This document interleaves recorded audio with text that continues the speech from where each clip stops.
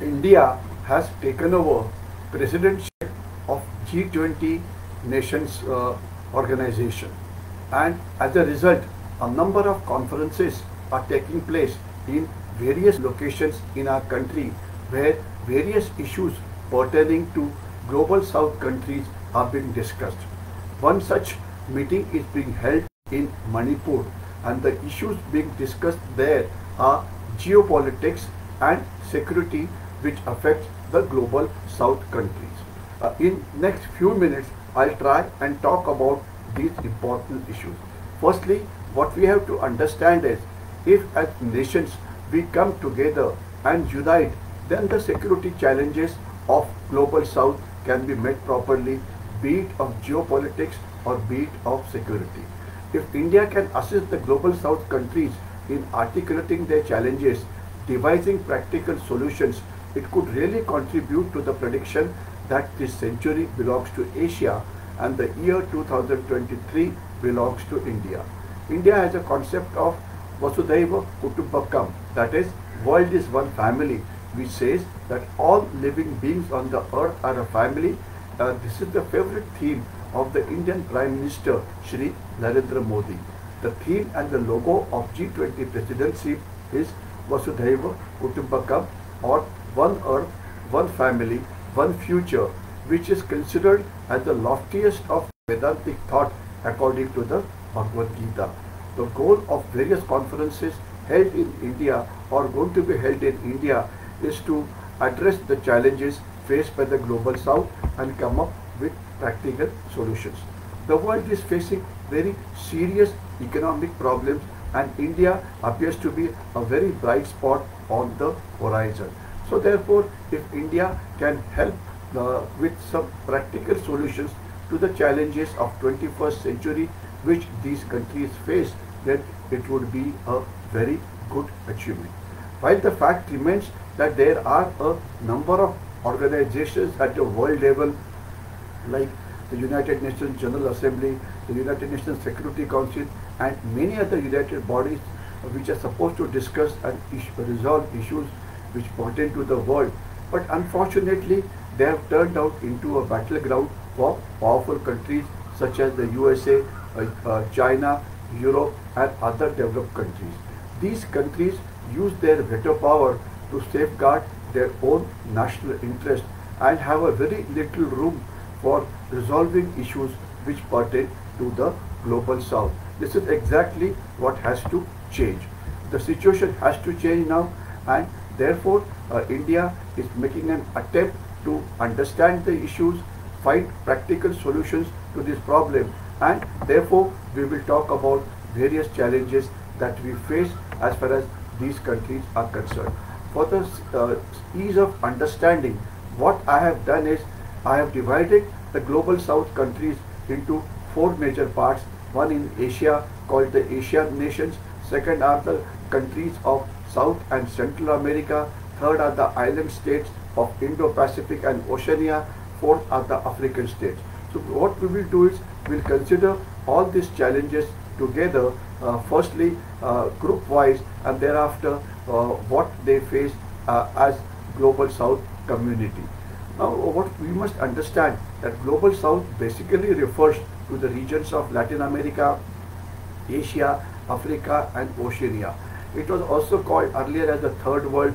It was also called as underdeveloped countries. It was also called as countries with low income and which are politically and culturally marginalized, etc. And therefore they face a number of geopolitical challenges, including economic development, political instability, environmental degradation, social inequality, poverty, discrimination, climate change, etc. So to overcome these problems, you require actually a multifaceted approach which will help them to overcome these problems. Now, what are the problems, especially of the geopolitics?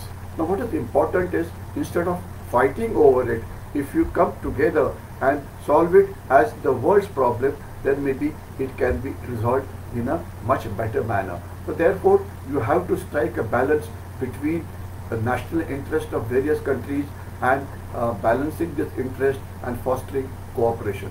This can be done by dialogue and diplomacy, following a principle of multilateralism, promoting economic integration, respecting international laws, strengthening democratic institutions, addressing social economic inequalities, addressing climate change and environmental degradation, promoting social justice, resisting external pressure or extra-regional pressure, going in for regional cooperation, and so on and so forth.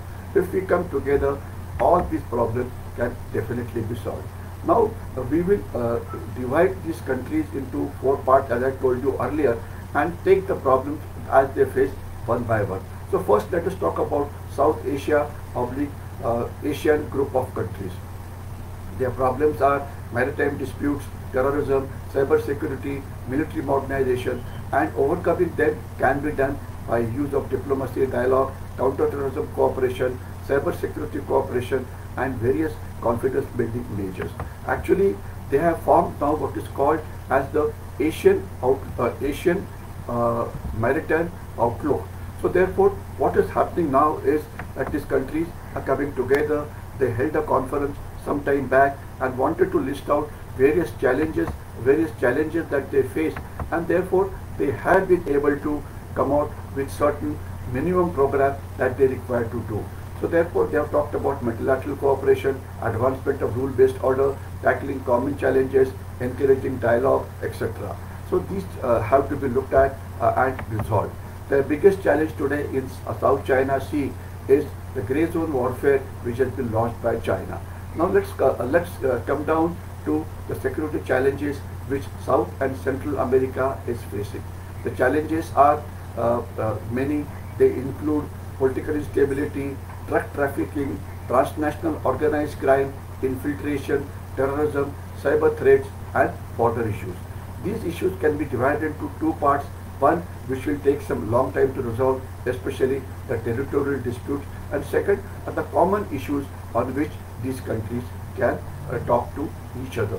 Now, what are the recommended countermeasures? Firstly, we have to ensure that they have to strengthen their law enforcement and intelligence capabilities. They have to address corruption. They have to promote regional cooperation. They have to invest in social programs. They have to improve their border security. They have to improve their cyber security, and and so on and so forth. So let us talk about the security challenges which are faced by the island nations of Indo-Pacific, also called as Oceania. There are 12 or 13 such states are there. Now, what is the biggest challenge that they face today is the political warfare which China has launched against them. China is trying to subvert these island states, undermine their defensive architecture, and this presents a very significant challenge as far as the democratic world is concerned. So therefore, what do? We have to come together and ensure that we give a better option than China's Karozu engagement, which is making them going to make them indebted. The democratic world can give them economic assistance, improve trade and investment, improve infrastructure, etc. So therefore, these countries will face lesser problem. We can support the democratic governance, the defense cooperation can be strengthened, disinformation campaign which China has launched can be countered, people-to-people ties can be built, climate change and maritime security are big issues which should be tackled. Now let's talk about the countermeasures.